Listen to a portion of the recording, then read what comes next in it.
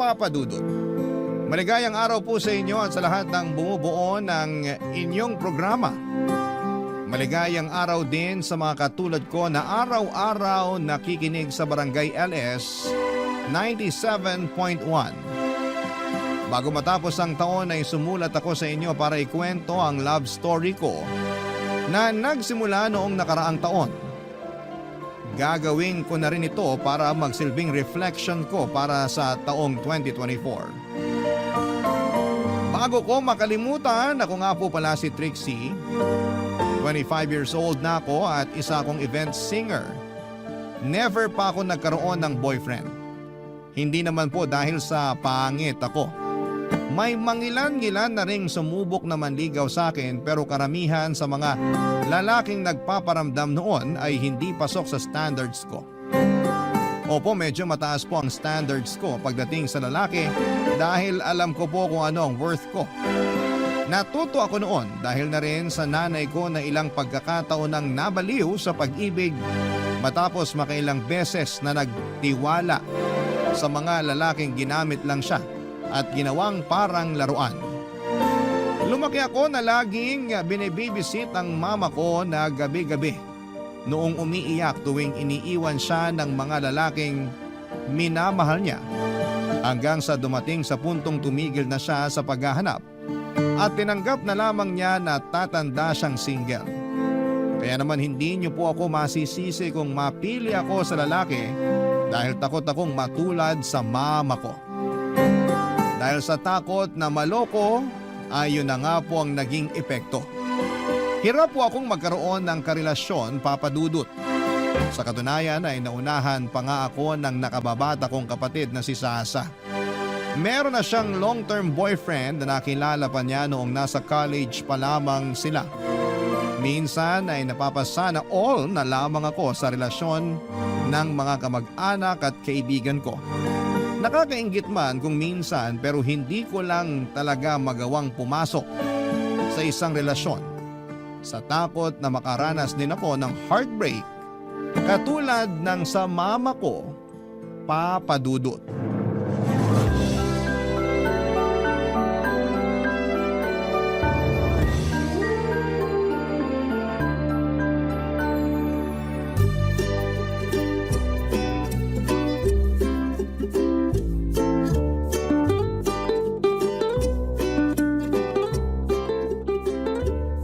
Sasa, 3 days na lang bago magpasko. Yee, nakaka-excite! Anong exciting dun? Malamig nga ang Pasko mo eh. Ano ngayon? Porket walang jowa, bawal na magsaya sa Pasko? Hindi naman, pero yung isiping mag-isa ka lang sa araw ng Pasko, yun ang nakakalungkot. Ang tao, hindi kailangan ng jowa para maging masaya. Ginagawa mong personality ang pagkakaroon mo ng boyfriend. As if naman ikaw lang ang nakaka-experience niyan. Well, sa ating magkapatid, ako lang naman talaga yung naka-experience magkaroon ng jowa eh. So fact yun. Pwede ikaw na. Magpasalamat ka na lang at nakahanap ka ng lalaking matino at loyal. Hindi yung lagi mo na lang akong inaasar sa pagiging single ko. Ano ba kasing plano mo? Gusto mo bang maging tita na lang ng anak ko?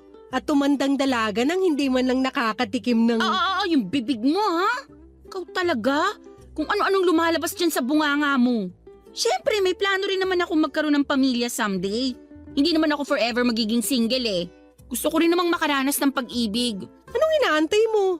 Na magbagsak ang langit ng lalaki sa harap mo? Bakit naman hindi? Mas maganda nga na langit na mismo ang mag-decide para sa love life ko. Para sa ganon, hindi ako ang may kasalanan if ever mang hindi maganda ang kalabasan ng first relationship ko. Kung ganyan lang din, talagang tatanda kang dalaga. Ate Trixie, ang pag-ibig, tinatrabaho yan. Hindi yan kusang mahuhulog mula sa langit. Parang pera yan na kailangan paghirapan para makuha. Saan ba kasi kailangan magpasa ng resume? May interview din ba yan katulad ng paghahanap ng trabaho? Oo, meron. Ang tawag doon, dating. Makipag-date ka para makahanap ka ng jowa. Palibhasa kasi sa'yo, napaka-choosy mo. Yung hinahanap mong lalaki, mala Dennis Trillo eh. Hindi ka naman kasing ganda ni Jenny Lee Mercado. Ay, sa bagay. Iniisip ko palang parang sumasakit na ulo ko. Wala akong lakas para sa mga ganyang bagay. Eh di ngayon pa lang, tanggapin mo ng tatanda kang dalaga. Di bale, Mag-aanak na lang ako ng marami para may pagkaabalahan ka kapag uugod-ugod ka na. Grabe ka! Alam ko na! Ano?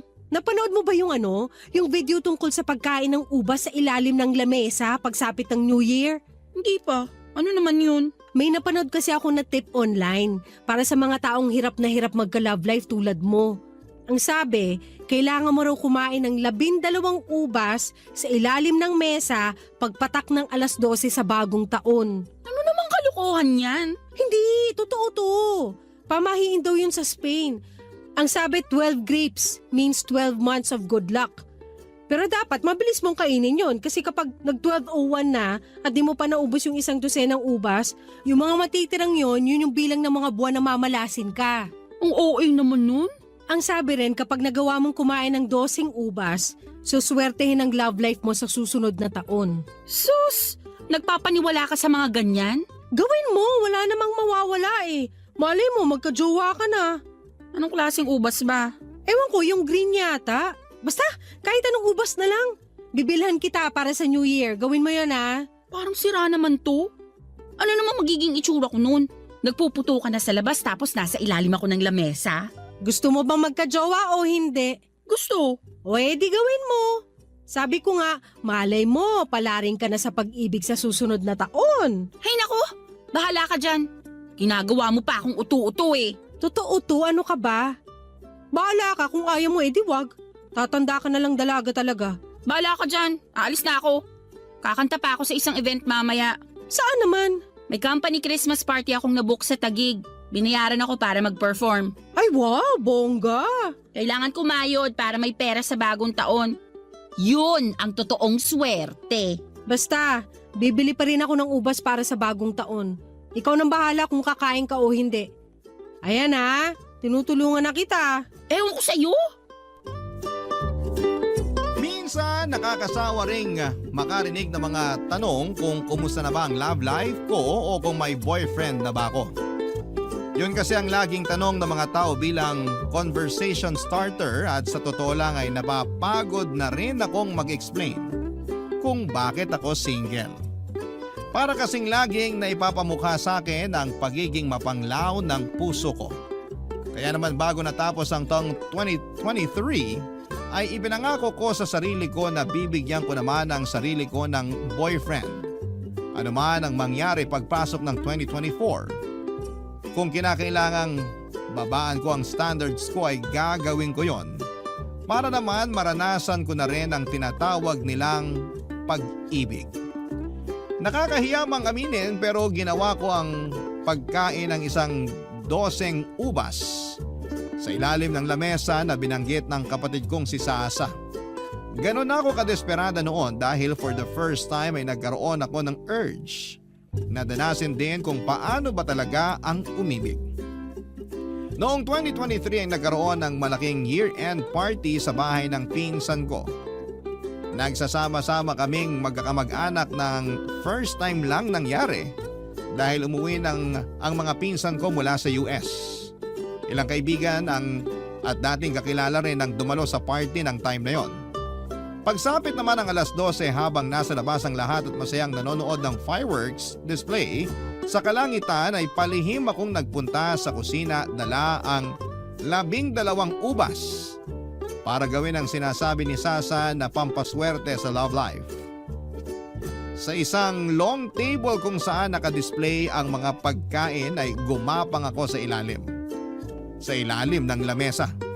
At doon ay nagmadaling kinain ng 12 ubas, Papa Dudut.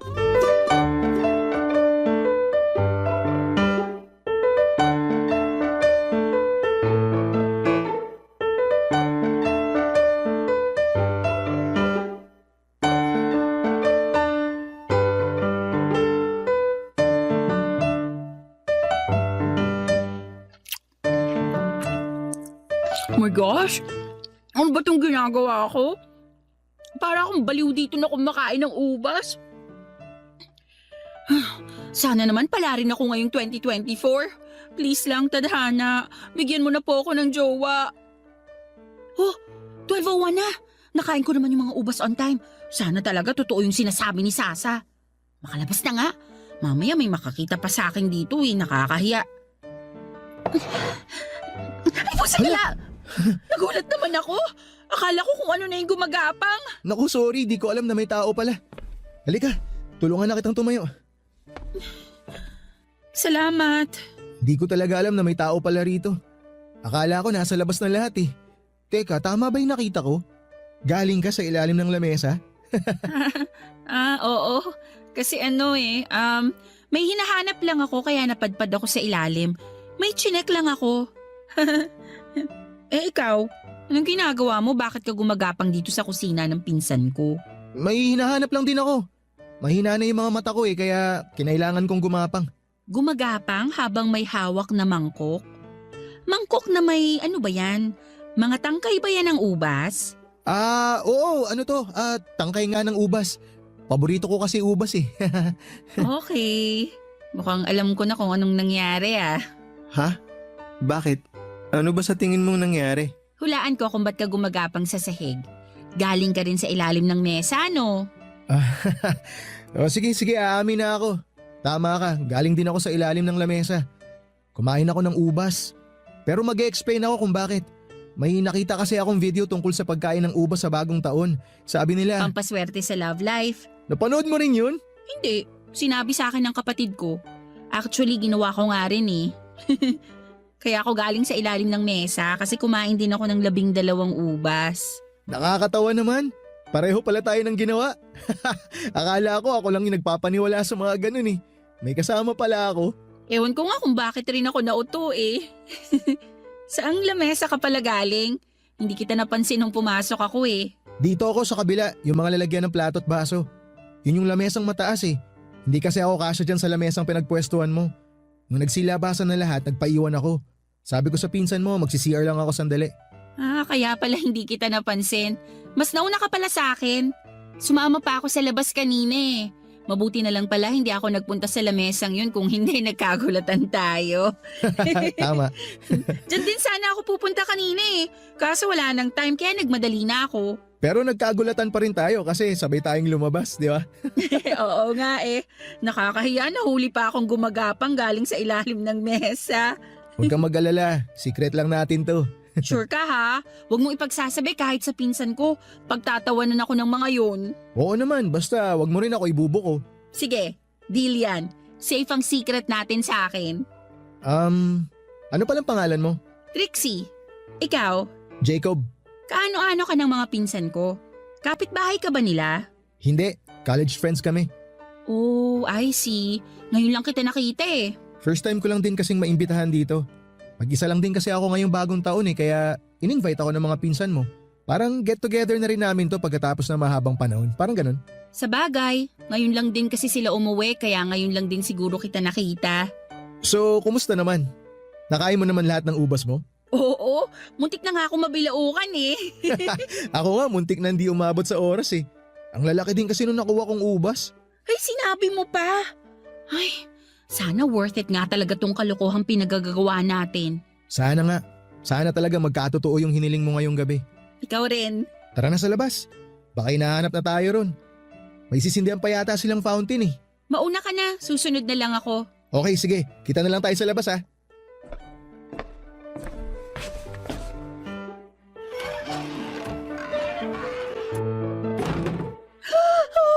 Oh my gosh, Tadhana! Ang bilis mo namang sumagot sa hiling ko. Ito na ba yun? Agad-agad. Hindi pa nga nadadigest sa bituka ko yung ubas na kinain ko. May ibinigay ka na agad? Kau talaga? The best ka! After salubungin ang bagong taon ay nagpatuloy ang party sa bahay ng pinsan ko. Noong time na yon ay nagpatuloy din ang getting to know stage namin ni Jacob. Hindi na kami nakapag-focus pa sa party dahil sa dami ng napag-usapan namin tungkol sa isa't isa. Nang nagsimulang lumiwanag ang kapaligiran dahil mag-uumaga na ay saka na lang kami nagkahiwalay ni Jacob. Pagkarating ko sa bahay ay natulog ako buong maghapon. Masasabi ko na naging maganda ang pagsalubong ko sa bagong taon ng 2024 dahil na-enjoy ko ang company ni Jacob.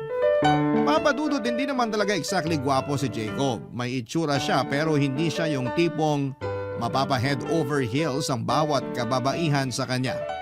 Pero masasabi ko na napakalakas ng karisma niya.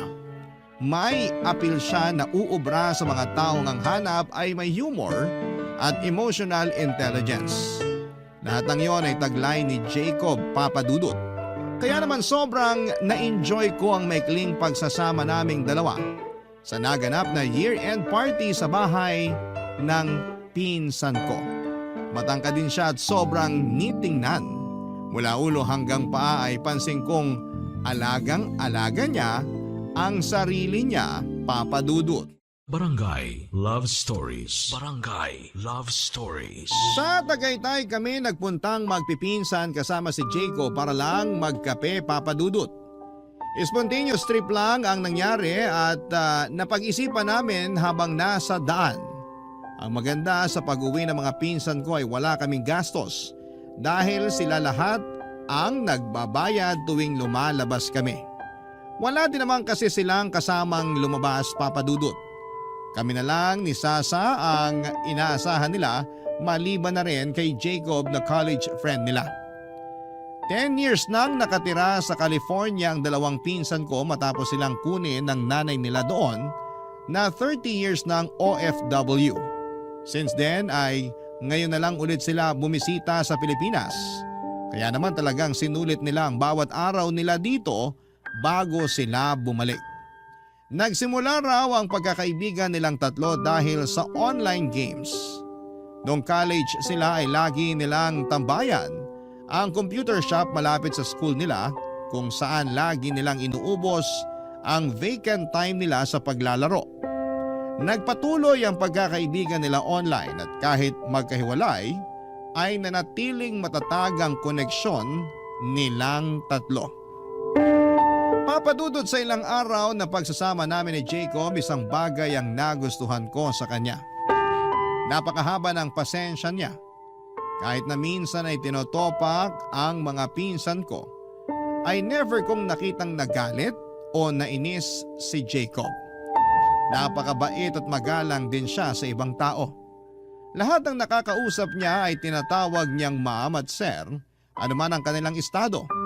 Unang buwan pa lamang nga ng taong yon pero nagsimula nang tumibok ang puso ko para sa kanya, Papa Dudut.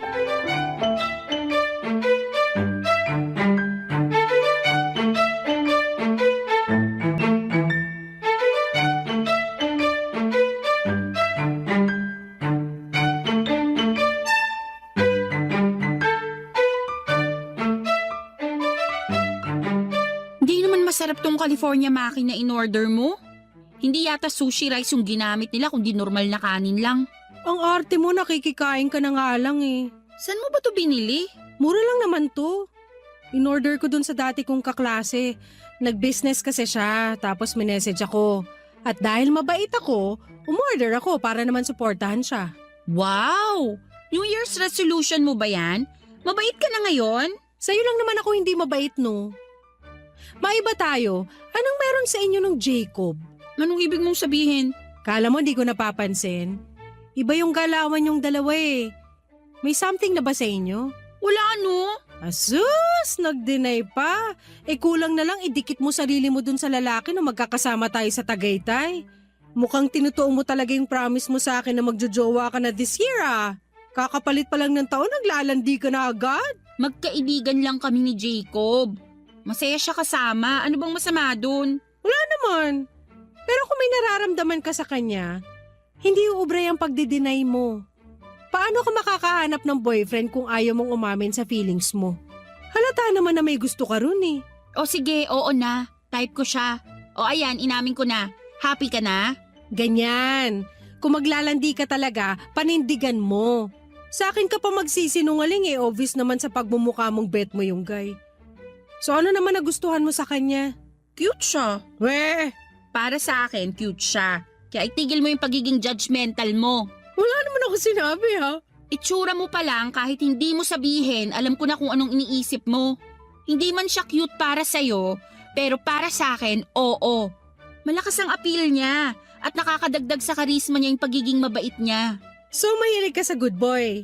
Wala yan sa hilig. Basta ang sa akin lang, pasok siya sa standards ko. Sa bagay, cute naman kayo. Bagay kayong dalawa. Tingin mo? Oo! Kailangan mo ng lalaking mahaba ang pasensya. Kasi napaka-moody mong tao. Tuwing kabilugan ng buwan, nag-iiba yung ugali mo, kaya dapat lang na ang jowain mo ay yung malawak ang pangunawa.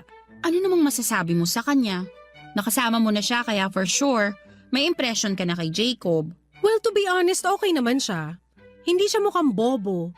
Madiskarte siya at saka marunong makisama. At tama yung sinabi mo, mabait siya.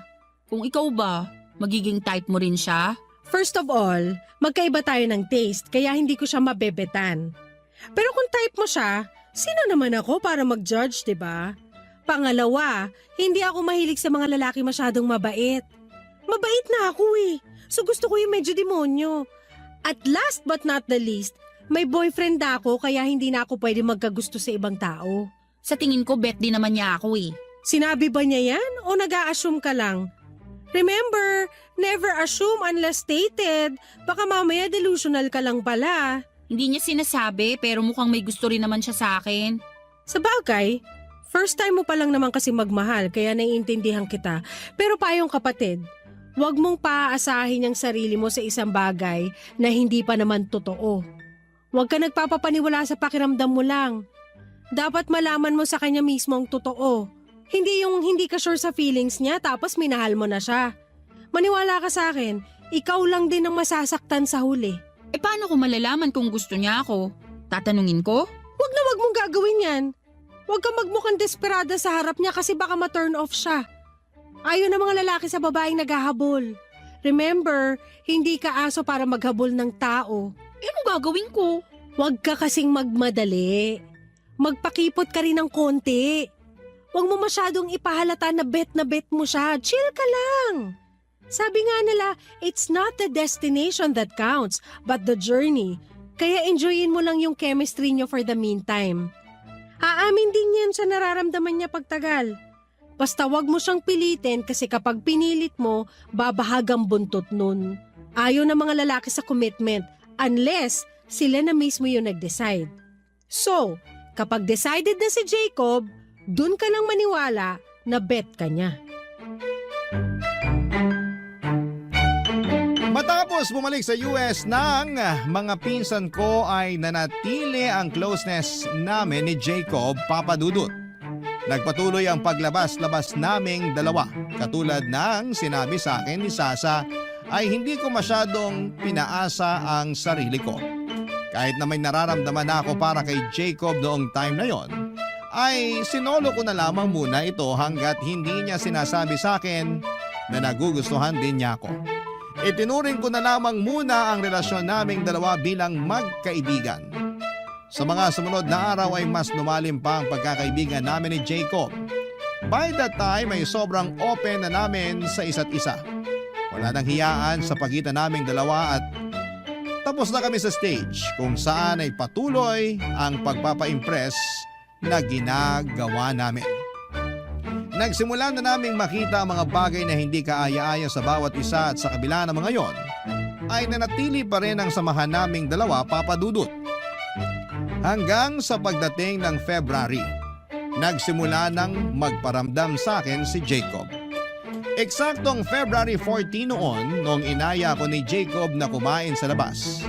Nag-date kami sa isang restaurant at doon mismo ay inamin niya sa akin ang totoong nararamdaman niya. Unang pagkikita pa lang daw namin ay nagkaroon na siya ng crush sa akin. Sa katunayan nga ay siya ang may ideya na ayain ako ng mga pinsan ko noon na mamasyal para magkaroon daw kami ng time na kilalanin pa ang isa't isa. Para bang ang mga pinsan ko na rin ang nagsilbing wingmen niya noon, Papadudot. Then after some time ay na-realize daw niya na nahuhulog na ang loob niya para sa akin. After ng confession niya, inamin ko na rin kay Jacob na matagal ko na rin siyang gusto. Doon na siya nagsimulang manligaw sa akin, Papadudut. Kalagitnaan ng March noong opisyal ko siyang sinagot, Papadudut.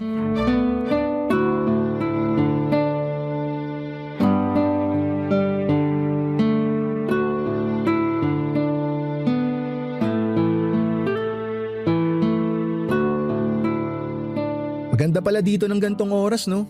Wala na masyadong tao. Tahimik na yung paligid kaya masarap maglakad-lakad. Kaya nga paborito ko yung ganitong oras eh. 11 p.m. onwards, tahimik na ang mundo. Sobrang peaceful, maliban na lang sa mga taong kumakayod pa rin sa gabi. Ako kasi morning person ako kaya hindi rin ako masyado nagpupuyat. Ngayon lang. Sorry ha, mukhang kasalanan ko pa yata kung bakit magkaka-eyebags ka na. Ayos lang, syempre bilang boyfriend mo, hindi rin naman ako makakatulog habang hindi pa ako sigurado na nakauwi ka na ng safe mula sa mga gig mo. Kesa mag-alala ako sa bahay, mas magandang samahan na lang kita. Ay, nga pala, eto, may regalo ako para sa'yo. Hala, ano to? Buksan mo na! Oh my gosh, ang ganda! Infinity necklace yan, late gift ko. Para sana nung mansari natin yan kaso late dumating kaya ngayon ko palang may bibigay. Thank you! Maliit na bagay lang yan. Ang cute-cute naman! 4 months na pala tayo. Ang bilis ng panahon, no? Isipin mo, last year, hindi tayo magkakilala. Pero dahil sa ubas, nagkita yung mga landas natin. Nakakatuwa nga pero naniniwala ka ba talaga na yung ubas ang rason kung bakit tayo nagkakilala? Yun naman talaga, diba? Kung wala kang planong kumain ng ubas nung New Year at wala rin akong idea tungkol sa ubas-ubas na yan, hindi tayo magkikita sa kusina ng pinsan ko. Pero may chance pa rin naman na magkakilala tayo since nasa iisang lugar naman tayo ng oras na yun. Kung sa bagay, oo nga naman, pero ubas pa rin ang naging dahilan. Sa mga encounter na pwedeng mangyari sa atin nung gabing yun, nagkita tayo nung kumain tayo ng ubas. Hindi ka ba naniniwala sa ganun? Na may mga taong destined talagang magkakilala? Parang Red String Fury. Sabihin na nating naniniwala naman ako. Kumain nga ako ng ubas, di ba? Pero ayoko lang paasahin yung sarili ko sa isang bagay na walang katotohanan Yun bang aakalain kong ito na talaga yung final kasi destined nga ako no. Pero in the end, hindi pa pala tayo yung para sa isa't isa. Bakit? Dumating ka na ba sa point noon na naniwala kang destiny mo na yung partner mo? Oo, palagi. Ganun ako noon Lahat na nangyayari sa buhay, binibigyan ko ng meaning. Ang tingin ko sa buhay ko parang pelikula na lahat na nakakatagpo ko itinadhana para sa akin. Yun pala, dadaan lang sila para saktan ako. Yun ang nakakatakot sa pag-ibig, no? Kailangan mo talagang sumugal. Puso yung nakataya. Kaya kapag natalo ka, masakit talaga. Hindi ko alam kung gaano kasakit yung sakit kasi hindi ko pa naman naranasang ma-broken heart. Pero iniisip ko pa lang, parang maski ako, hindi ko rin talaga kakayanin. Ang kabutihan naman sa mga experience kong ganun, mas natuto ako, mas lumawak pa yung pangunawa ko. So ngayon, hindi ka na umaasa? Hindi ka na naniniwala na para tayo sa isa't isa? Siyempre umaasa. Hiling ko nga na ikaw na talaga May reservations man pero araw-araw ko ipinapanalangin na ikaw na yung huli kasi ikaw na talaga yung tinuturing kong huli ko Ay, sana nga. Yan din ang dalangin ko. Lalo na't sobrang pressure sa part ko kasi napakahaba pala ng pinagsamahan yun ng ex mo. Paano mo nalaman? Wala naman ako nakwento sa'yo tungkol sa ex ko Nabanggit nung pinsan ko, 7 years daw tumagal yung relationship nyo. Tama, 7 years nga. Pwede bang tanungin kung anong nangyari? Bakit kayo naghiwalay? Ayoko na sanang pag-usapan yun. Tapos na yun tsaka hindi ko ugali magkwento ng past relationships ko lalo na sa'yo na girlfriend ko. Okay lang naman kung ayaw mong sabihin. Mas maganda na rin yung wala akong alam. Ignorance is bliss, ika nga nila. Kung wala kang alam, wala kang aalalahanin. Tama. Huwag na nating alamin yung tapos na. Tsaka wala ka naman dapat ipag-alala Okay naman yung naging hiwalayan namin ng ex ko. Walang masamang tinapay sa pagitan naming dalawa. That's good. At least wala kang evil eye na matatanggap kasi walang taong galit sa'yo. Ang hilig mo talaga sa mga pamahiin, no? Well, wala namang mawawala kapag naniwala ka. Huwag mo lang gawing personality para hindi ka masabihang baliw. Baka naman pati horoscope natin na-check mo na kung compatible tayong dalawa. Ay, actually, matagal ko nang nagawa yan. Talaga? So ano sabi? Compatible ba tayo? Virgo at Taurus? Compatible naman, kasi pareho tayong earth sign. Nice! E di kung ganun, wala nang problema. Aligned naman pala, pati stars natin Pareho nga lang tayong hard-headed, kasi ang earth sign minsan matitigas ang ulo. Iyon lang.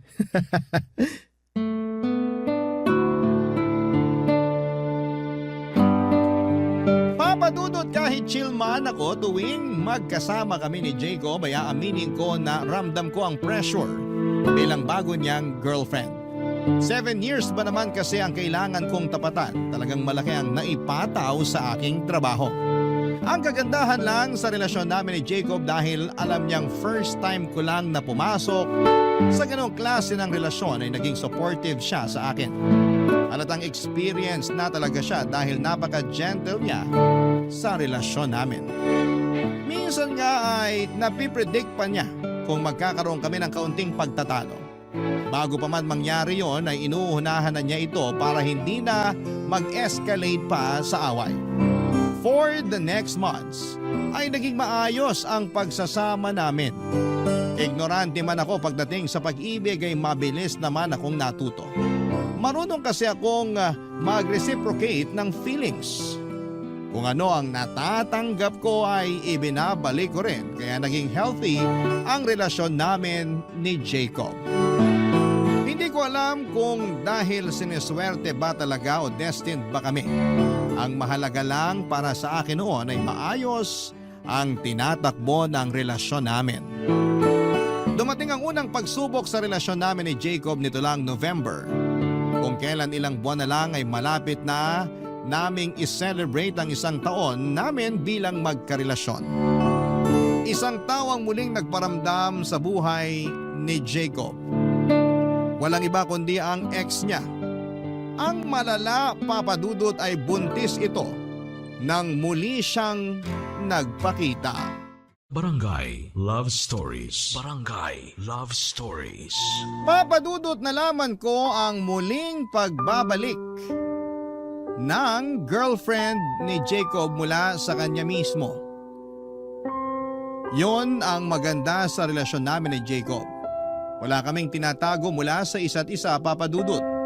Very vocal kami sa mga nangyayari sa buhay namin kaya naman sobrang tatag ng tiwala namin sa bawat isa.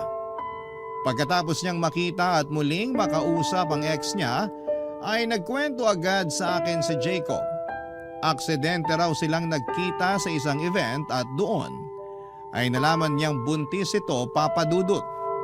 Nung una ay natakot at kinabahan ako noong narinig kong buntis ang babae.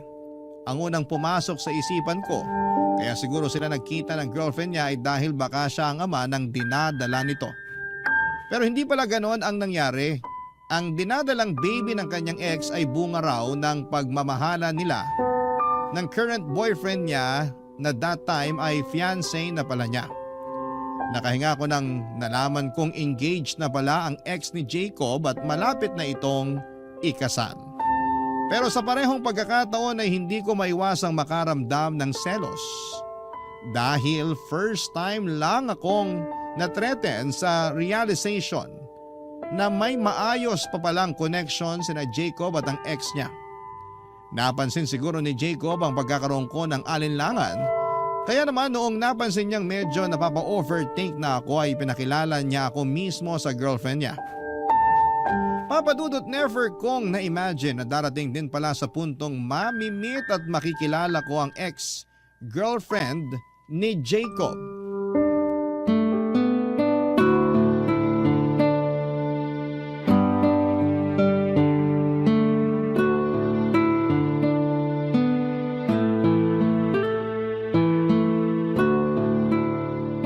So, kumusta naman yung eyeball nyo ng ex ng jowa mo? Eyeball talaga? Ano pa bang ibang tawag dun? Okay naman yung meet-up namin.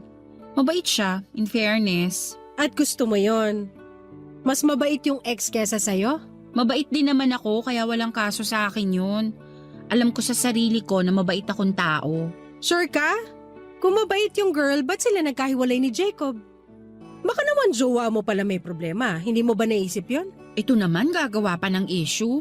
Nasolve na nga yung problema namin eh. Huwag mo nang dagdagan. Ate, tandaan mo mas marami akong karanasan sa pag-ibig kesa sa'yo. Nagtatanong lang naman ako. Wala namang kasing problema kay Jacob eh. Maayos yung naging hiwalayan nila ng ex niya. For 7 years? Yung mga ganong katagal na relasyon, walang maayos na hiwalayan yung mga ganon. Ano ba talagang gusto mong palabasin? Na may something silang dalawa? Sino ba naman kasing boyfriend ang ipapakilala yung current girlfriend niya sa ex niya? Gawain ba yun ng matinong tao? Ipinakilala niya ako sa ex niya kasi nag-overthink ako. Nagkita kaming dalawa para matapos na yung worries ko. Para masigurado na wala nang problema sa kanilang dalawa. Na masaya na sila sa kanya-kanya nilang buhay. So, wala ba talaga? Wala nga. Ang kulit mo naman eh. Ikakasal na yung girl. Actually, invited nga kaming dalawa sa kasal nila eh. Ganon? Oh my gosh, ang weird talaga. Hindi ka lang kasi sanay makakita ng mag-ex na mature mag-isip. Hindi na issue kina Jacob at sa ex niya yung nangyari sa kanila dati. Nakapag-move on na sila sa naging hiwalayan nila. Kaya hindi na problema kung magkaayaan pa sila sa kasal. Ganun sila ka-okay at ganun na sila kasaya sa sarili-sarili nilang relasyon at buhay. Okay, sabi mo eh. Kung totoo man yan, edi good. So pupunta kayo sa kasal? Oo naman. Nakakahiya naman kung hindi kami pumunta. Pinadalhan kami ng invitation eh. Tinanong mo ba si Jacob kung gusto niyang pumunta? Sa akin niya binigay yung desisyon. Kung gusto ko raw pumunta, pupunta kami. Kung ayoko, di rin siya pupunta. Nag-decide ako na pumunta na lang. Kasi bakit naman hindi? At talagang gusto mo makipaglaro sa apoy, no? Paano kung biglang mag-runaway bride itong ex at tumakbo paalis ng altar kasama si Jacob? Ikaw kung ano-ano talagang pumapasok sa isip mo. Hindi to telenovela ha. Nasa totoong buhay tayo. Ay hindi! Ang mga telenovela inspired yan sa totoong buhay. Ewan ko sa'yo. Sinisira mo peace of mind ko eh. Ano ba talagang gusto mong mangyari? Pagdudahan ko si Jacob? Binibigyan lang kita ng senaryo na pwedeng mangyari. Hindi mangyayari yon. Malaki ang tiwala ko kay Jacob. At isa pa, mukha namang mahal na mahal nung ex niya yung mapapangasawa niya eh. Nung nag-usap kami, wala siyang ibang binabanggit kundi kung gaano siya kasaya sa current love life niya. Bakit nga ba kasi naghiwalay si Jacob at yung ex niya? Mahaba-haba na rin yung 7 years ha? Sayang yun. Ano ba nangyari? May third party bang involved? Walang third party. Ang kwento nila sa akin na wala na lang daw basta yung spark. Para bang naubos na lang yung pagmamahal nila sa isa't isa. Hindi na nag-work yung relationship nila. Hindi na sila nag-grow as a person. Sa huli, nag-decide sila na maging friends na lang. Pinalaya nila yung isa't isa para subukang magmahal ulit. Nakakilala si ex ng bagong lalaki, tapos nakilala naman ako ni Jacob. Tapos sasabihin mo, hindi mala telenovela yung kwento mo? Ang dami ko nang napanood na ganyang pangyayari. Ang exage mo rin naman kasing mag-isip. OA na OA eh. Whatever, kung saan kayo masaya, doon na rin ako. Kung wala rin naman palang problema, edi mabuti. Basta siguraduhin mo lang na goods na yung ex niya. Sigurado kang hindi mo na yun pagseselosan. Hindi na, kasi mature na rin ako mag-isip. Kaya nga kami a-attend ng kasal eh, para ipakitang okay na okay ang lahat. Edi wow. Papadudot walang rason para paghinalaan ko si Jacob dahil sa 8 buwang pagsasama namin, wala siyang ibang ginawa kundi ang buuin ang tiwala ko sa kanya. Doon ko nga na-realize kung gaano kahalaga ang tiwala sa pagitan ng 2 taong nagmamahalan. Kung hindi ito matibay, mahihirapang magtagal ang isang relasyon.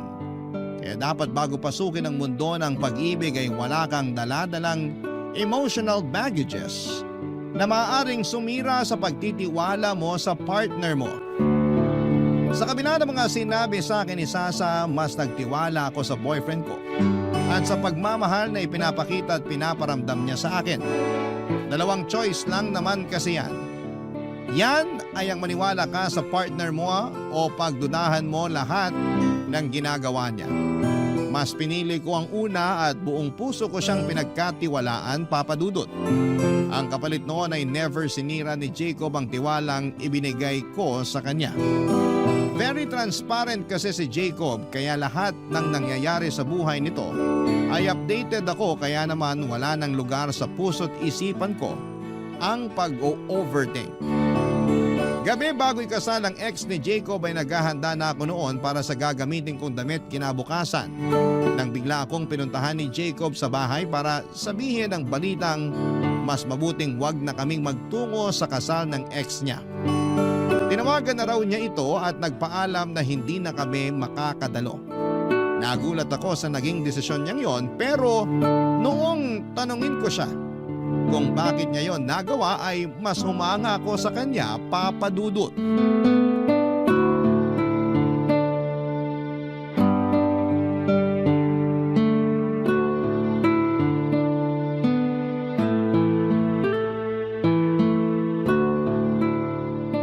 Bakit naman biglang nagbago yung isip mo?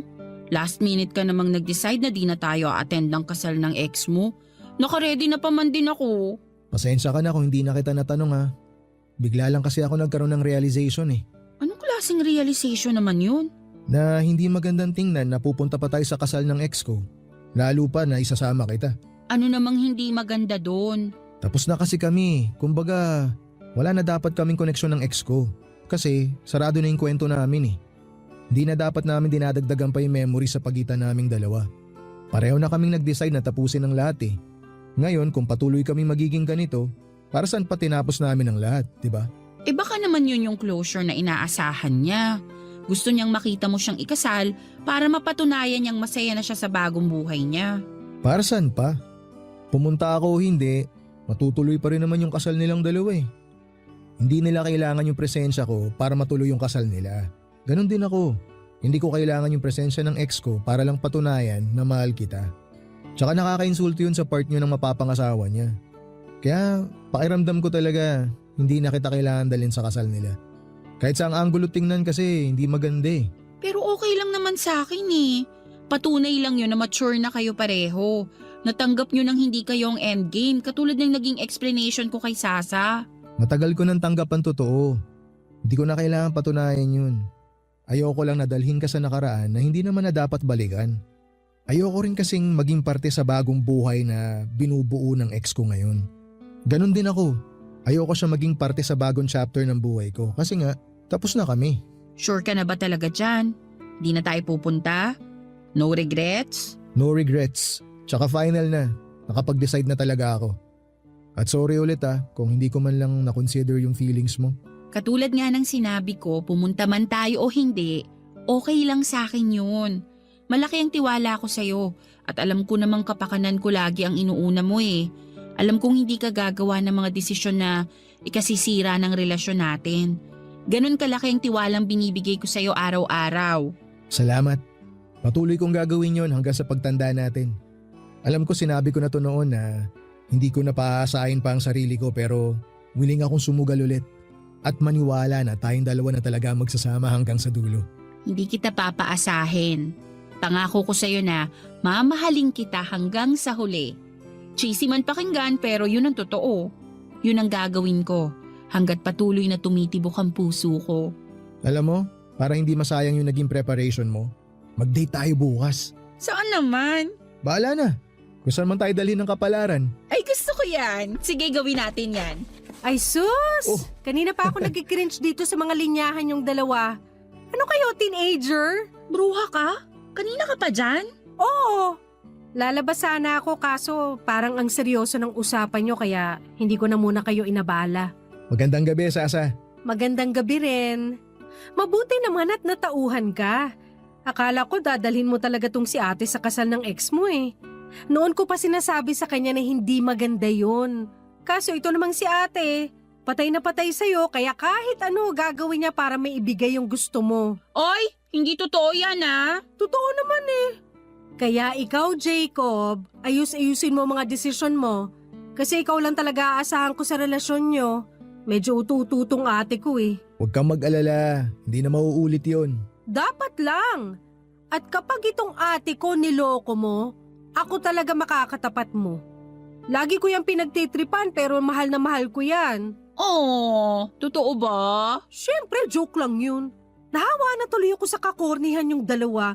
Hala sige, maiwan ko na muna kayo, may lakad pa kami ng boyfriend ko. Tuloy nyo yung kadramahan nyo dyan. Sige, mag-ingat ka. Papa Dudut never nangang nagkaroon ng koneksyon sa Jacob at ang ex niya simula noon. Never na siyang nabanggit at never na namin siyang pinag-usapan. Doon ko na nga na-realize na ganito pala kasayang magkaroon ng minamahal. Ganito pala ang kapanatagan na dala ng pag-ibig na tapat. Ang dalangin ko na lang talaga sa may kapal na sana'y patuloy na maging maganda ang relasyon naming dalawa ni Jacob. Na sana anumang pagsubok ang dumating sa pagsasama namin ay sabay namin itong malampasan. Kasabay ng paglapit ng panibagong taon ay ang pagharap namin ni Jacob sa panibagong yugto ng love story namin. Pagsapit ng New Year ay pumwesto ulit kami sa ilalim ng mesa para kumain ng ubas.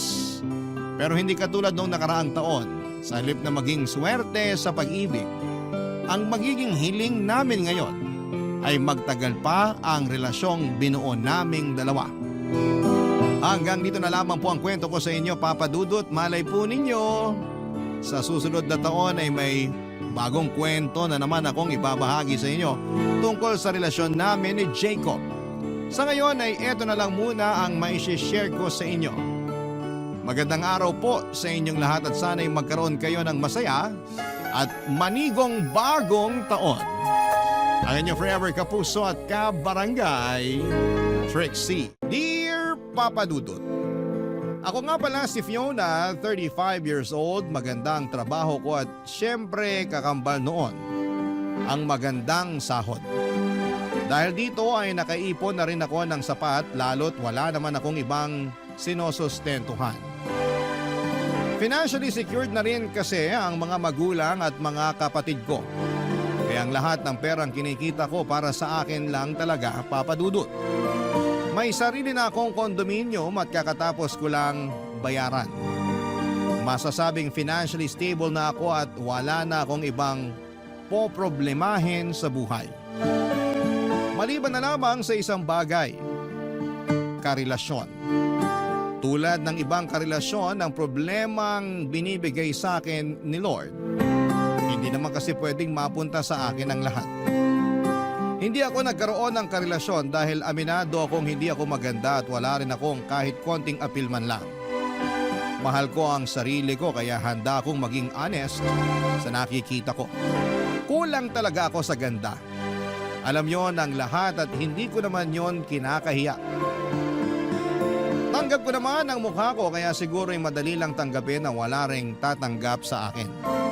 Kontento naman sana akong single kaya lang isang araw nakaramdam ako ng inggit ng makasabayan namin ng gay friend at dati kong kaklase na si Mars.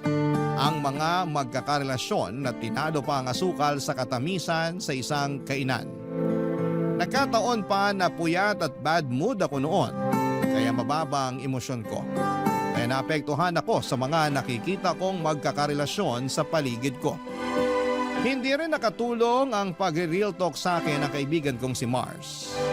May pagkataklesa pa naman ang baklang yon at pinush niya ako na humanap ng jowa bago magsara ang dapat magsara sa akin. Napaisip tuloy ako at natakot.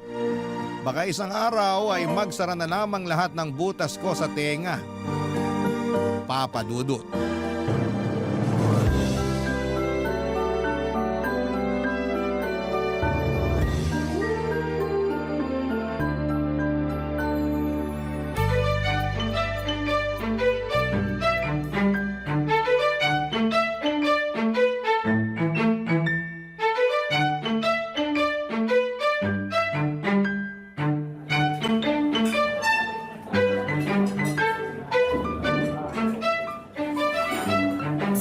Bakla, tignan mo yung nasa table sa kaliwa mo. Minumukbang ng lalaki yung bibig ng babae. Grabe! Liempo ba yan, kuya? Samantalang ikaw, Ano na naman? ikaw lang nakakatikim ng labi mo. Lagi pang dry. So wala ngang titikim, ano magagawa ko? Ganun na lang yon. Tatagapin na lang ang kapalaran na wala nang titikim sa labi na yan. Change topic. O sige, change table tayo. Yung table na malapit sa cashier, tingnan mo oh. Hinahatian ni Kuya ng manok yung girlfriend niyang masiba. Ang sweet. Naghahatian sila kasi tipid. Kailan pa naging sweet ang walang budget? Mapang-judge ka naman. Porke tinahatian sa manok, wala nang budget. Bakla naman, umorder sila ng isang manok at 2 rice. Hati na sila sa manok at sinagad na nila yung libreng gravy para isabaw sa rice. Walang sweet doon. Nakakaawa. Yung nasa kanan ng cashier, yung naka-couple shirts na dilaw. Tignan mo naman kung magyakapan. Nagkapalitan na halos ng pawis at buni. Ikaw ba gusto mo may kapalitan ng pawis at ka-share sa buni? Sariling pawis mo palang mas maalat na sa dagat eh. Paano pa kaya kapag naghalo na yung mga pawis niyong dalawa? Di hello, dialysis na? Ang nega mo talagang bakla ka, no? Kaya ka hindi nabibiyayaan ng jowa eh. Sorry, nadala lang ng puyat. O nadala ng inggit. Ang lakas mo maka-evil eye na magkakarelasyon. Ikaw yata ang dahilan ng mga hiwalayan na magkakarelasyon ngayon eh. Iba ang inggit na pinapatawid mo sa kanila. Kasi naman, bakit sila nabibigyan ng ganyan? Sila na malakas sa tadhana. Ang unfair ng universe ha. Mamaya mas lalo kang tumandang dalaga niyan. Eh di tumandang dalaga. Paki ko. Tingnan mo yung nasa likuran mo, dali.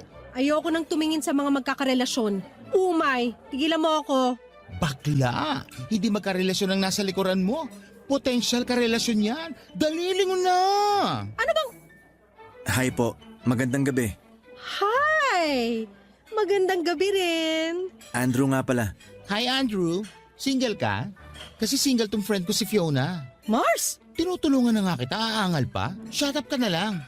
So, single? Single na single. Ay, teka, may nakalimutan akong gawin. Ano na naman? Uwi pala muna ako saglit. Nakalimutan ko palang punasan yung likod ng TV ko. Puro alikabok na yun. Ngayon ko pa naman nakaschedule linisan. Andrew, baka naman pwede mo samahan muna si Fiona rito sa mesa namin. Hindi kasi marunong umorder yan ng pagkain ng mag-isa. Pwede ba? Mars! Lafangin mo na pagkaalis ko, ha?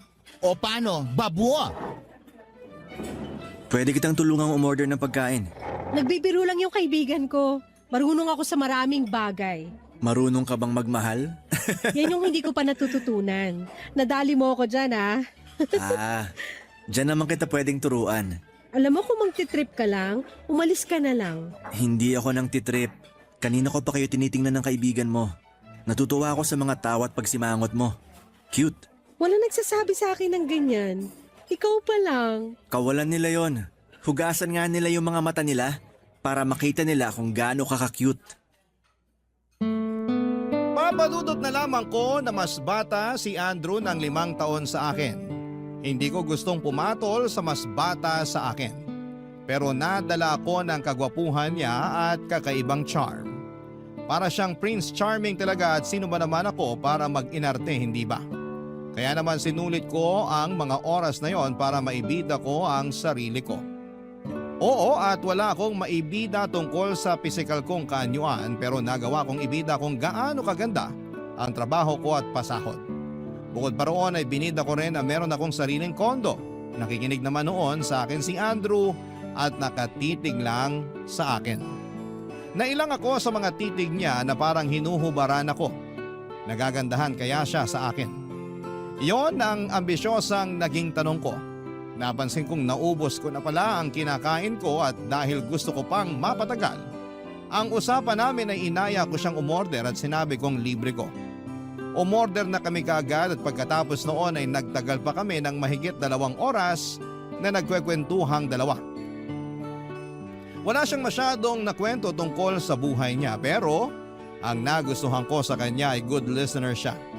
Nakinig talaga siya sa akin kahit puro pagyayabang lang ang ginagawa ko tungkol sa achievements ko sa buhay. Sa'yo lang naman kasi ang kaya kong gawin. I-flex ang achievements ko dahil doon lang ako umaabante. Hindi naman kasi talaga ako maganda at sexy. Kaya bumabawi ako sa areas na alam kong nakakaangat ako.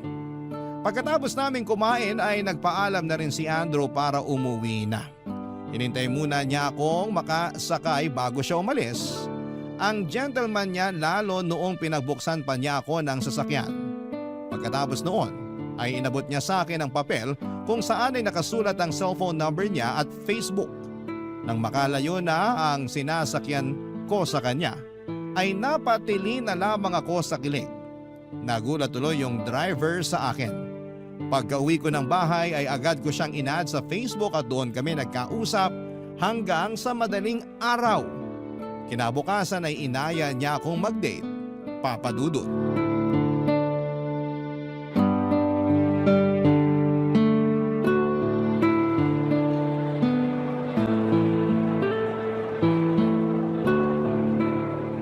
Alam mo, may aaminin ako sa'yo. Dati kang lalaki o dati kang sayote? O both? Saan naman ang galing yung hula na yan? Kaloka ka. Sayote talaga? Lalaking sayote? Biro lang. Gusto lang kitang patawanin. Bigla ka kasi nagseryoso dyan eh. Hindi ako sanay. Ngayon ko palang naranasan na ma-date. Seryoso to walang halong biro. Ikaw pa lang talaga. So hindi ka dating sayote? Hindi ka dating lalaki? Hindi ka dating lalaking sayote? Lahat hindi. At hindi rin ako mahilig sa sayote para lang alam mo, team papaya ako pagdating sa tinola. May pagkakaiba na agad tayo. Team sayote ako sa tinola.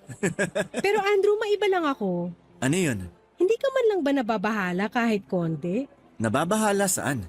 Na wala akong experience sa pakikipag-date. Mas gusto ko na yan kesa yung banat na sa pakikipag-date. Parang kaya na akong manipulahin nun eh. Nakakatakot. Ay, kinakabahan ako. Baka kasi isipin mo may mali na sa akin kaya wala nag-aaya makipag-date sa akin. Swerte ko nga kasi ako nakabinyag sa'yo. Hindi mo ako maikukumpara sa iba. Kasi ako ang first mo sa pakikipag-date. Maswerte ka talaga kasi ikaw ang unang makakaranas ng good sides ko. Sana ako na rin yung last. Mukhang ikaw tong banat ng banat sa pakikipag-date. Alam mo kung paano mangiliti ng babae. Uy, hindi ah. Ngayon ko nga lang nabinyagan ng linyang yan. Okay, sige, naniniwala na po. Gusto kong malaman, ano ba yung good sides mo? Na-curious ako bigla. Parang gusto ko masubukan. Una, masinop akong tao. Pwedeng sabihin ko yung bad side ko? Ano yun? Hindi ako masinop eh. Lalo sa bahay. Pangalawa, mahaba ang pasensya ko sa mga makakalat na tao. So, ligtas ka. Mukhang banat ka sa pangbobola ng kadita. Pangatlo, hindi ako nagsisinungaling. Paano ko naman mapapatunayan na hindi ka sinungaling? Simple lang. Sasabihin ko sa'yo na gwapo ka, type kita, naniniwala ka ba? Lagi ako naboboto bilang Adonis nung nag-aaral pa lang ako. Kaya kong paniwalaan yung sinasabi mong gwapo ako. And, thank you. Pang-apat, may sarili akong kondo. Fully paid. Nasabi mo na yan dati eh. Nakalimutan mo na? Pang-lima, mabilis ako makalimot. Lalo na pagkasalanan ng mahal ko. Yan ang gusto ko kasi lagi ako nagkakasala eh. Gusto ko yung babaeng mabilis makalimot sa kasalanan ko. Pang-anim, kaya kong ibigay ang lahat sa taong mahal ko. Lahat-lahat. Tulad ng ano? Pwede bang i-share mo kung ano ang mga yan? Kahit ano mo gustuhan ng lalaking mamahalin ko. Regalo, pera, atensyon, pag-aalaga, at pagmamahal na buo. Hindi rin ako tuyoin tulad ng ibang babae. Sa sinasabi mo ngayon, parang gusto ko na makipag-live-in sa'yo eh. Yan pa naman ang hanap ko sa isang babae. Ano bang address mo at dadalhin ko na ang sarili ko ron? May naisip akong mas magandang ideya kesa dyan. Ano naman yung naisip mo? Sa kondo mo na lang tayo magsama. G? Ang akala ko noon, Papa Dudut, ay nagbibiro lang si Andrew nang sabihin niyang gusto niyang magsama na kami sa kondo ko. Kaya lang tinignan niya ako ng matagal at doon ko nakitang seryoso siya at gusto niyang pumayag na ako kaagad. Hindi ako agad nakapagsalita dahil hindi ko naisip kailanman na may lalaking gustong makipag-live-in sa akin. Manliligaw nga noon wala yung makakasama ko pa kaya sa isang bahay. Sa pangalawang date pa lamang namin yon, baka naisip agad niyang magsama na kaming dalawa sa anong paraan. Masyado ko bang nabenta ang sarili ko sa kanya kaya niya ako nilataga na magsama na kaming dalawa. Napa-order ako ng isang orange juice. Kahit punong-puno na noon ang sikmura ko. Parang bigla akong nauhaw sa gustong mangyari ni Andrew. Hindi pa rin siya umiimik noon at nakatitig lamang sa akin. Hinihintay ang sagot ko. Hanggang sa naisip ko na wala nang ang ibang lalaking gustong manligaw sa akin. At si Andrew, handa akong samahan sa kondo ko. Handa akong mahalin. Ano pa ang dapat kong ikaarte? Gwapo siya at nakakakilig ang mga salita niya. Saka kapag tinanggihan ko siya, gaano ako kasigurado na meron pang ibang lalaking darating at mag-o-offer ng katulad ng sa kanya. Parang wala naman na. Kaya naman bago pa dumating ang in-order kong orange juice, ay nag-decide na ako. Sinabi ko sa kanya na ready na akong patirahin siya sa kondo ko. Nagulat nga ako nang biglang tumili si Andrew. Natawa na lamang kaming pareho sa inasal niya. Maselang daw siya na pumayag ako dahil gusto na raw niyang masubukan lahat ng binibida kong ugali ko sa kanya. Nang mga panahong yon, Papa Dudut. Barangay Love Stories. Barangay Love Stories. Papa Dudut, mabilis lang ang mga pangyayari. Wala pang isang linggo ay naplano na namin ni Andrew kung paano siya makakalipat sa kondo. Tinulungan niya akong iayos ang kondo para magkaroon siya ng space para sa mga gamit niya. Sinabi naman niya sa akin na damit lang ang kukunin niya sa bahay niya. Pero sinabi ko na lamang kahit ano pa yung kunin niya sa bahay niya ay ayos lang. Maluwag naman ang kondo ko at binida ko rin sa kanya bago pa siya makapunta doon. At noong nakapunta na siya sa kondo ko ay namangha talaga siya. Mas lalo tuloy niyang gustong makalipat kaagad. Kaya hindi na namin pinatagal pa ang lahat, Papa Dudut.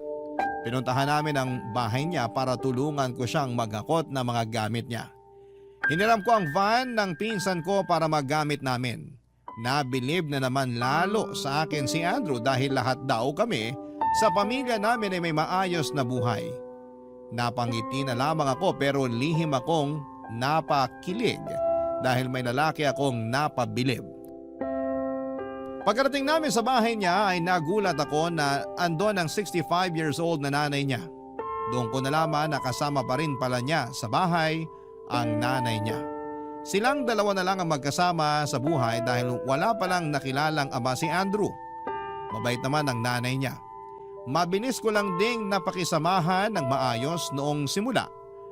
May mga pagtataray lang nung umpisa pero nakuha ko rin kaagad ang loob niya dahil sa pag-assure ko na magiging okay din ang lahat. Yun ang unang beses na may makilala ako na nanay ng boyfriend ko. Nakakatuwa naman ang mga pangyayari.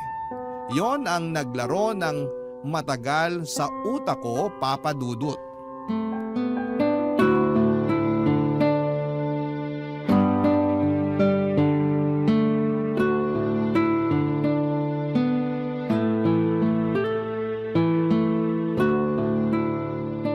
Fiona, nanay ko nga pala. Nay, si Fiona. Girlfriend ko po. Kumusta ka, Iha? Maayos naman po. Mabutit nakadalaw ka naman dito sa bahay naming mag-ina. Sa wakas nakilala ko na rin kayo. Nasabi sa akin kagabi ni Andrew na magsasama na raw kayo sa kondo mo. Opo, pasensya na po kung kukunin ko na sa inyong anak nyo. Alagaan ko naman po. Naku, baka sinasabi mo lang yan ngayon. Baka kapag napagod ka ng alagaan siya, isoli mo rito bigla. Si nanay naman. Ginawa mo naman akong kondensada sa grocery na pwedeng ibalik within 7 days kapag nagbago ang isip. Gusto ko lang masiguro na magiging maayos ang kalagayan mo kapag umalis ka rito sa poder ko, no? Hindi niyo po ba narinig ang sinabi ni Fiona? Aalagaan daw niya ako. May tiwala ako sa mga salita niya. Totoo po yon. Hindi ko po siya gagawing kondensada sa grocery na ibabalik ko kapag ayoko nang gumawa ng salad. Marunong ka bang maglaba, Fiona? May washing machine po ako. Pwede na po ba yon? Automatic yung washing machine niya, Nay. Di na kailangan bantayan lagi. Pag nakita mo, baka pati ikaw makilaban na rin. Pwede naman. Tita, kung gusto nyo, ako na rin ang maglalaban ng damit nyo. Madali lang naman yun sa automatic washing machine ko. Nakita mo na, Nay. Pati kayo damay sa pag-aalaga ni Fiona. Marunong ka bang magluto? Naman po. 50% ng pagluluto ko natutunan ko sa mami ko. Yung 50% naman sa internet. Kita mo yun, Nay. May internet si Fiona. Kaya niya magbayad ng internet. Oo na. Sobra mo namang ibida tong nobya mo, Andrew. Kabida-bida naman kasi talaga. Proud lang ako talaga. Kung nag-aalala po kayo na baka agawin ko si Andrew sa inyo, wag po kayo mag-alala. Hindi ko gagawin yon. Gagawa ko ng schedule para madalaw niya kayo 2 beses o 3 beses sa isang linggo. Mukhang napagplanuhan nyo na talaga tong lahat, no? Hindi pa naman po pulido ang plano. Kakasimula lang din naman kasi ng relasyon namin. Biglaan din po yung plano na magsama na kami. Sigurado bang hindi lang kayo nabibigla sa mga desisyon ninyo? Mahirap yung pabago-bago ang isip. Hindi po. Nasa tamang edad naman na kami ni Andrew at sigurado kung wala nang atrasan to. Ang gusto ko lang ay maalagaan si Andrew tulad ng ginagawa ko sa kanya. Yung hindi siya pababayaan. Nako, expert si Fiona sa pag-aalaga, Nay. Sinaing nga niya, hindi niya mapabayaan. Ako pa kaya? Di ba, Fiona? Sobra mo talagang ibenta si Fiona sa akin, Andrew, ah. Nakakahalata na ako. Ganon mo na ba talaga kagustong umalis dito sa bahay natin? Hindi naman, Nay. Binibida ko lang si Fiona sa inyo kasi gusto ko makita niyo na tamang babaeng napili ko. Totoo ba yan, Andrew? Tamang babae ba ako para sa'yo? Makikipag-live-in ba ako sa'yo kung hindi? Sa harapan ko pa talaga kayo nagharutang dalawa. Huwag ka na mainggit, Nay. Ngayon na aalis na ako rito sa bahay, pwede ka nang tumanggap ng manliligaw. Pwede ka namang mamili ng ili-live-in mo rin. Andrew? Kailan mo ako? O sige na, mag-empake na kayo ron para hindi na kayo gabihin sa daan. Ayos! Andrew, ikaw muna magsimula sa pag-iempake. May ipapabalot lang ako kay Fiona na baon nyo sa daan para hindi na kayo magluto pagka-uwi ninyo. Damihan mo, Nay, ah. Mukhang mapapagod ako sa pag-iimpake. Kailangan ko ng maraming kakainin. Fiona, sisimulan ko na mag-impake, ah. Damihan mo yung babalutin.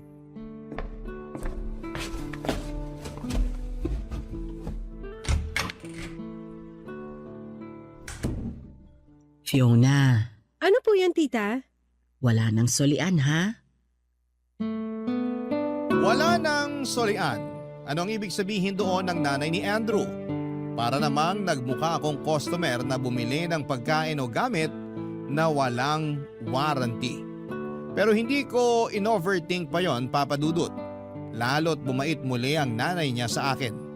Nagpalit agad ng topic ang nanay niya habang kasama ko sa kusina at pinapainit ang niluluto niyang ulam na ipapauwi sa amin. Nawala ng tuluyan ang huling sinabi niya sa akin dahil nahumaling ako sa sarap ng amoy ng niluto niya. Mukhang nakaka-pressure ang luto ng nanay ni Andrew. Parang hindi ko yon mahihigitan. Yun naman bigla ang in-overthink ko. Paano kung mas magaling mag-alaga ang nanay ni Andrew kesa sa akin? Paano kung ikumpara ako ni Andrew sa kanyang nanay? Paano ko mapaninindigan sa kanya na magaling akong mag-alaga? Kung meron namang mas magaling na nauna ay sinikap kong huwag mag-overthink at nag-focus na lamang ako sa mga binabalot na pagkain ng kanyang nanay. Pagkatapos ng pagbabalot ng pagkain ay tinulungan ko na si Andrew na mag-impake. Mabilis lang naman kaming natapos dahil konti lang naman ang damit niya na idadala sa kondo ko. Wala rin naman siyang ibang dinalang gamit maliban sa mga koleksyon niya ng cards at ibang anime figurines. Pagkatapos noon ay sinakay na namin sa van ang mga gamit niya at nagpaalam na sa kanyang nanay. Naging emosyonal ang kanyang nanay habang yakap si Andrew. Doon ko nakita na mahal ni Andrew ang nanay niya. Mga kabarangay, yun ang simula ng pagsasama naming dalawa. Wala pong kasing saya ang mga unang linggo na magkasama kaming dalawa. Ganon pala ang feeling na may lalaking nagpapasaya sa'yo. Akala ko ay lolokohin lang or kalokohan lamang ang mga nababasa ko sa Facebook at mga napapanood ko sa TV. Iba pala talaga kapag ikaw na mismo ang nakaranas. Ang hirap ng tanggalin ang ngiti sa labi. Legit na legit, Papa Dudut.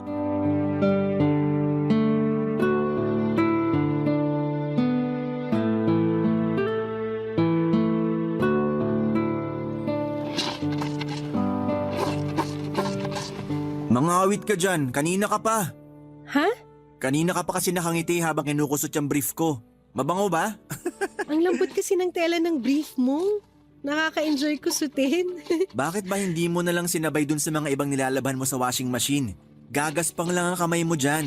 Alam mo namang paborito ko ang malambot mong kamay. Pag underwear kasi dapat hand wash para hindi masira. Ganun ba yon? Hindi ko alam eh. Hindi ka ba naglalaban ng underwear mo? Hindi eh. Si nanay nang gumagawa nun sa akin. Tapos ngayon ikaw naman. Ang swerte ko naman sa buhay. May nanay at GF ako na naglalaban ng brief ko. Hindi ko nga sana lalaban to mga brief mo, kaya lang napansin ko hindi ka na nagsusuot ng brief kapag lumalabas tayo. Naubusan ka na pala. Nahiya kasi ako na ipasuyo sa'yo na laban yung brief ko eh. Humahanap lang ako ng tamang timing. Buti na lang nakaramdam ka. Wala rin naman kasi akong ginagawa ngayon eh, kaya sinabay ko na sa paglalaban ng mga panty ko. Thank you ah. At least ngayon siguradong lalaban mo ng mga brief ko sa susunod kahit hindi ko sabihin. Kaya kita mahal eh.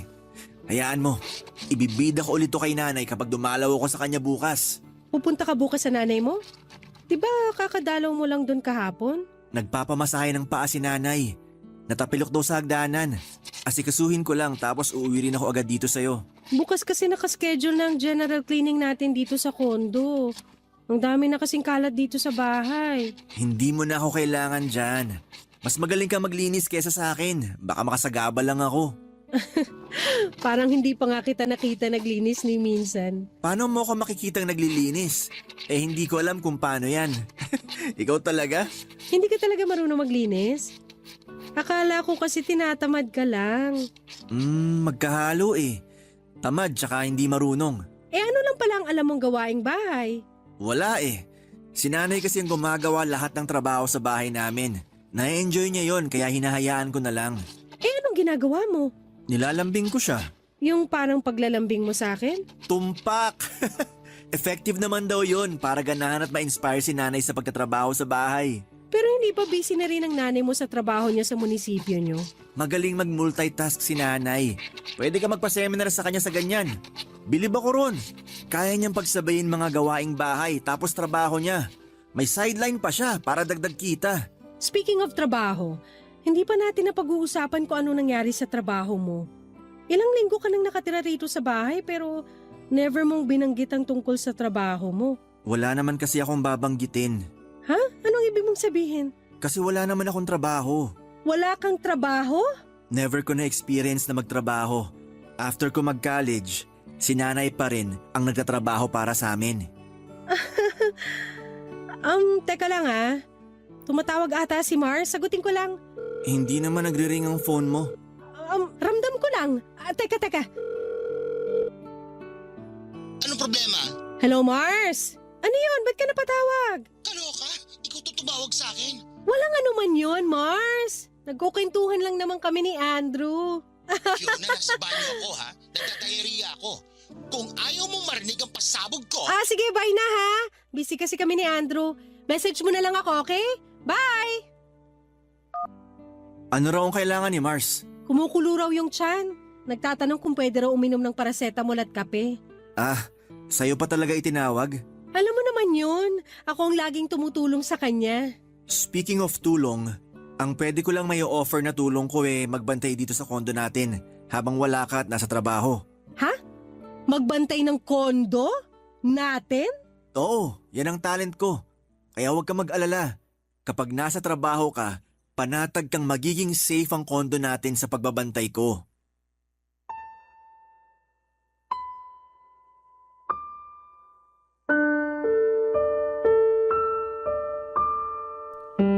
Napanganga na lamang ako sa mga sinabi ni Andrew, Papa Dudut. Doon bumagsak ang mundo ko. Wala na nga siyang alam sa mga gawaing bahay, wala rin siyang trabaho. Bakit ba inuna kong pumayag na makisama sa kanya sa kondo ko kesa tanungin ang ibang detalye sa buhay niya? Hindi na lamang ako umimik pa, Papa Dudut. Hinayaan ko siyang mangawit ang bibig sa kakangiti. Akala niya ay nakaka-proud ng mga sinabi niya sa akin. Sa totoo lang ay na-turn off ako roon dahil hindi ko naman gusto ang isang lalaking palamunin at walang ibang alam na gawain. Maiintindihan ko pa kung wala siyang alam sa gawaing bahay pero at least man lang sana ay may trabaho siya. Pero bakit naman combo pa ang mga bagay na wala siyang kaalam-alam? Napailing na lamang ako sa mga nalaman ko pero sa tuwing napapatingin at nilalambing niya ako ay nawawala sa isipan ko ang mga pagkukulang niya. Alam kong red flag na pero masarap pa rin talaga, Papa Dudut. In love na kasi ako kay Andrew at mabilis lang naman na makalimutan ang mga hindi niya kayang gawin lalo na kapag niyayakap niya ako. Lalo na kapag naiisip kong wala ng ibang lalaki ang pwedeng magmahal sa akin tulad ng ginagawa niya. At saka ang sarap kaya niyang kasama sa labas kapag nagde-date kami. Ka-flex-flex ang itsura niya. Yung tipong ramdam ko ang inggit na mga kababaihan at kabaklaan sa tuwing ako ang ka-holding hands niya. Doon nakakabawi sa akin si Andrew, Papa Dudut. Kaya naman sinubukan ko pang ipikit ang mga mata ko para hindi makita kung gaano kapula ang bandila niya. Kaya ko naman ang mga gawaing bahay lalo't pamparelax ko rin naman yon. Hindi naman problema sa akin ang pera dahil maganda at malaki ang sahod ko. Wala rin akong ibang dapat bayaran kundi ang kuryente, tubig at internet. Kasabay syempre ng pagkain namin. Kakayanin ko na to. Iyon ang dinidikdik ko sa isipan ko habang magkasama kami, Papa Dudut. Barangay Love Stories. Barangay Love Stories. Lalong lumala ang pagka-inlove ko kay Andrew, Papa Dudut. Lalo't mayat maya ang pagyakap, halik at pagsasabi niya sa akin ng I love you. Sino ba naman ang hindi rurupok sa ganon, Papa Dudut? Lalo na kung sobrang gwapo at tikas ng lalaking magsasabi sa iyo noon. Saka napakagaling niya sa kama. Oo, wala akong ibang experience sa kama sa ibang lalaki pero masasabi kong performance level talaga si Andrew. Doon talaga siya bumabawi sa mga pagkukulang niya sa akin. Natakpan ng bahagya ang mga kapintasan niya pero habang tumatagal, mas lumilitaw ang mga bagay na hindi ko gusto sa kanya. May mga araw na talagang nakabalandra na ang mga ayaw ko sa kanya at hindi magawang matakpan pa ng mga paglalambing niya. Palala na kasi ng panalang sitwasyon namin ni Andrew. Ni tupiin ang kumot namin sa kama ay hindi niya magawa. Ni minsan ay hindi siya nagkusa na magwalis man lang kahit sa kwarto namin. Isang araw ay kinailangan ko na ng opinyon ng iba tungkol kay Andrew at nagpaalam ako kay Andrew na makikipagkita ako kay Mars. Gusto pa niyang sumama noon sa akin pero nagsinungaling ako at sinabing may pinagdadaanan si Mars na personal kaya mas magandang ako lang ang haharap sa kanya. Hindi na naman siya nagtanong at nagduda pa. Hinayaan na lang niya akong umalis. Pagkatapos noon ay nagmadali akong lumabas ng bahay para kitain si Mars sa isang coffee shop. Nang magkita kaming magkaibigan ay niyakap ko kaagad siya ng mahigpit. Hindi na ako magsusumbong noon pero hindi ko alam kung kakampihan ba niya ako. Kasi hindi naman tong nagtulak sa akin kasi siya naman tong nagtulak sa akin kay Andrew. Kaya nag-alangan ako noong simula kung itutuloy ko bang sabihin sa kanya ang katotohanan o mas magandang sabihin ko na lahat ng problema ko sa lalaking nereto nito sa akin noon, Papa Dudut.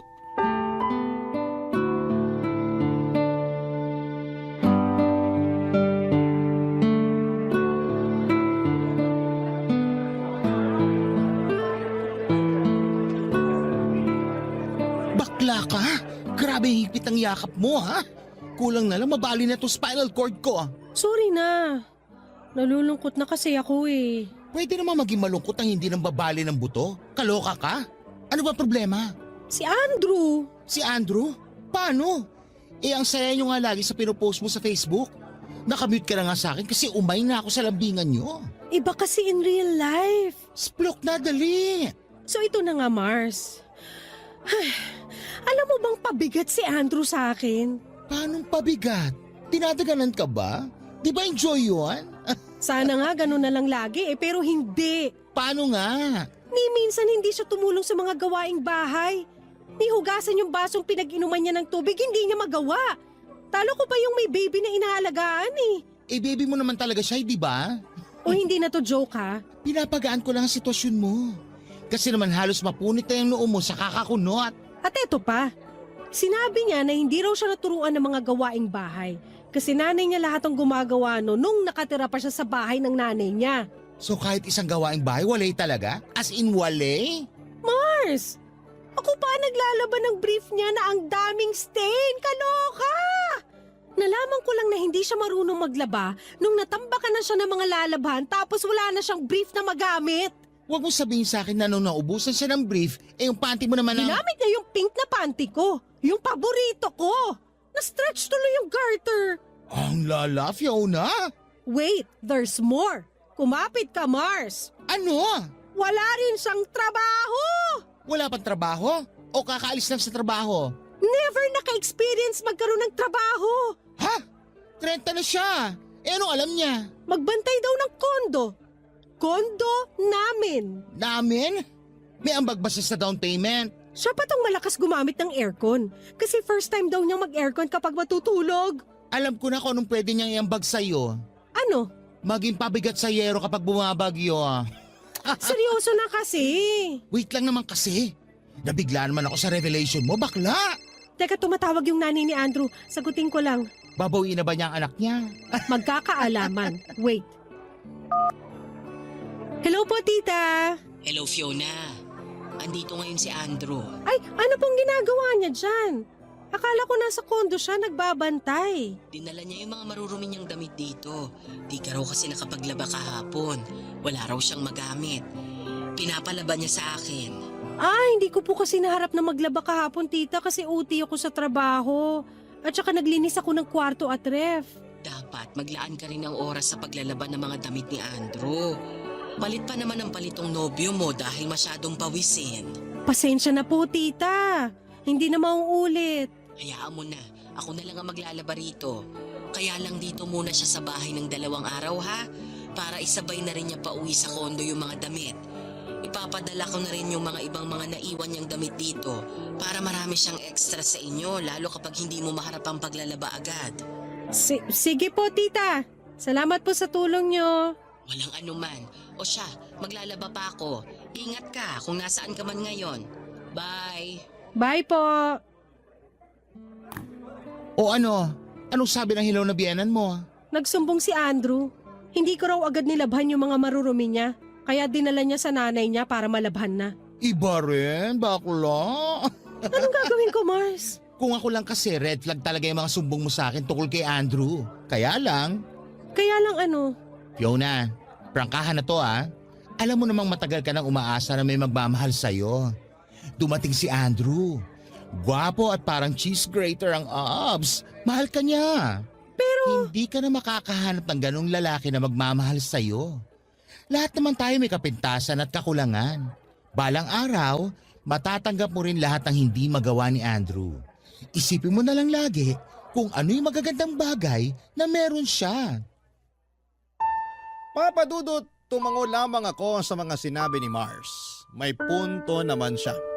Wala nang ibang lalaking magmamahal sa akin katulad ng ginagawa ni Andrew. Ang tagal kong naghanap ng karelasyon. Tapos noong binigyan na ako ni Lord ay biglang aayawan ko. Hindi naman pwede yon. Saka kaya ko namang maglinis at mag-ayos ng bahay at kaya ko rin namang magtrabaho. Nasanay na akong ginagawa ko yon noong single pa lamang ako. Ano ba naman yung mag-adjust ng kaunti kay Andrew? Nagkakwentuhan pa kami ni Mars bago ako nagpaalam para umuwi na. Excited na akong umuwi ng kondo dahil masosolo ko yon ng 2 araw dahil hindi nga uuwi si Andrew. Weird yon para sa akin dahil dati nalulungkot ako ng mag-isa kaya lagi akong nagpapasama kay Mars. Pero nang time na yon ay parang ang sarap lang magpatugtog ng malakas na music at sasabayan ko ng pag-inom ng wine at pagpapapak ng mga natitirang pagkain sa ref. Habang wala si Andrew ay nagsimula akong muli sa pag-aayos ng kondo. Ang saya ko rin naman talaga kapag naglilinis. Pagkatapos noon ay nag-video call pa kami ni Andrew. Namiss na raw niya ako at nagpapasundo na siya sa akin. Patuyo na rin daw kasi yung mga damit niya kasi umaraw ng matindi sa lugar nila. Sinunod ko naman ang sinabi niya, naligo lang ako at saka pumunta na sa bahay nila. Nang makarating ako roon ay nakita ko siyang nakahilata sa sofa habang nagpapapak ng popcorn na ginawa ng nanay niya. Nasa kusina noon ang nanay niya at naghahanda na para sa hapunan. Sinalubong ako kaagad ni Andrew at saka niyakap. Namiss daw niya ako at aaminin kong namiss ko rin siya. Inoffer niya ang popcorn at pinatabi niya ako sa kanya. Pagkatapos noon ay lumabas na ang nanay niya mula sa kusina para salubungin naman ako. Masaya ang nanay niya, papadudot. Abot hanggang kisame ang ngiti nang makita ako.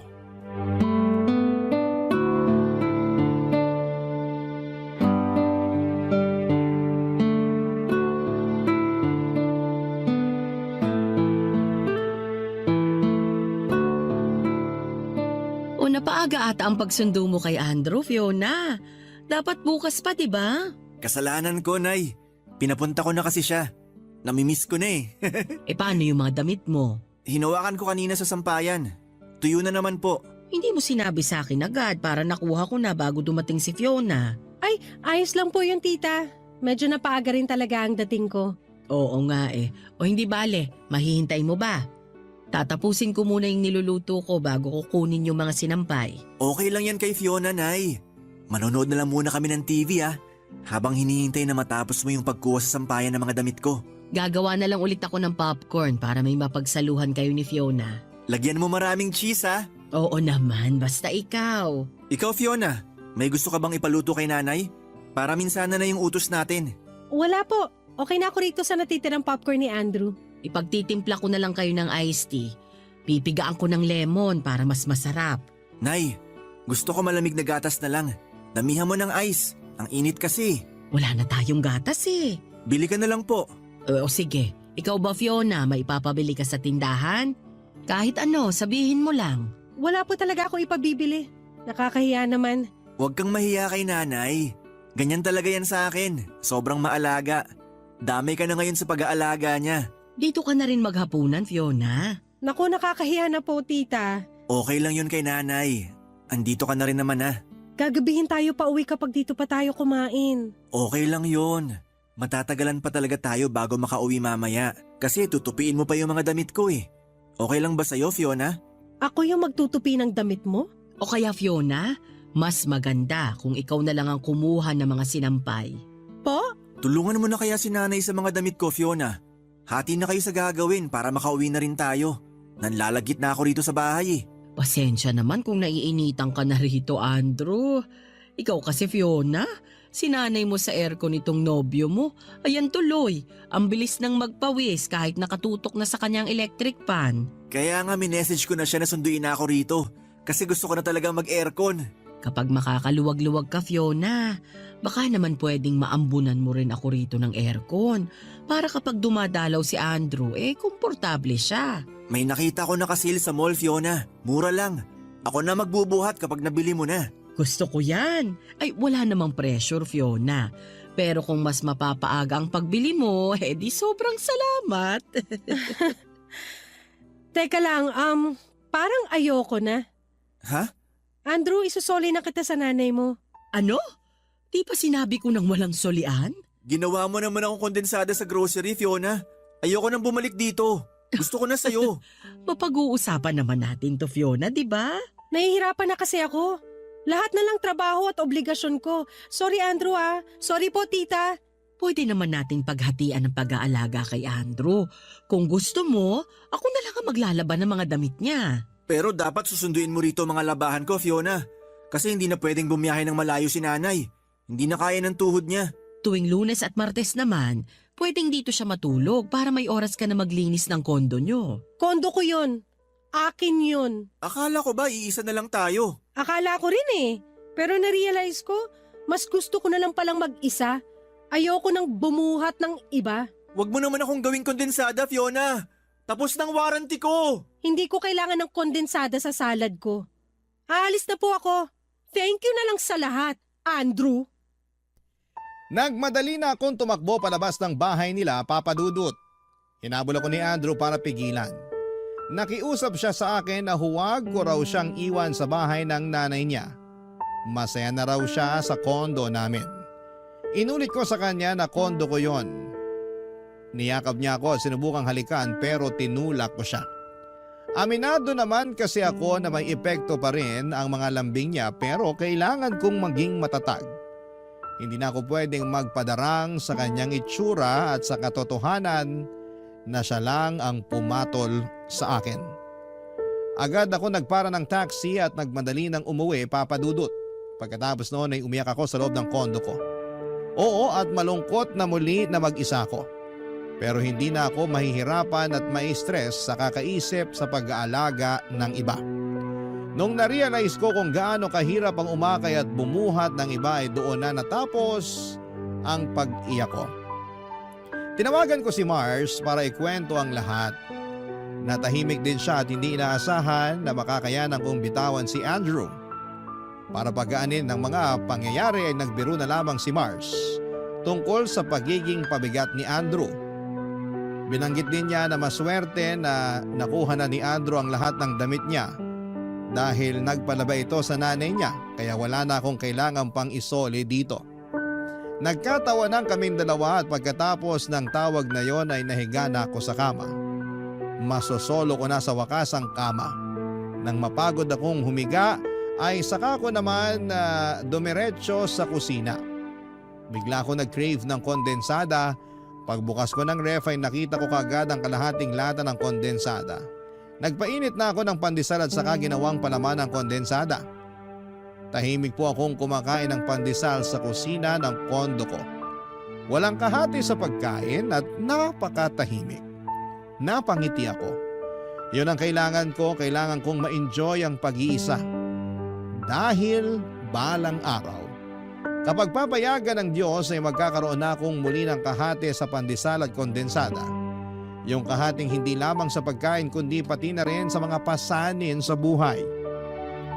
Maraming salamat po sa Barangay LS 97.1 sa pagbasa ng aking liham. Isa po ako sa inyong masugid na tagapakinig.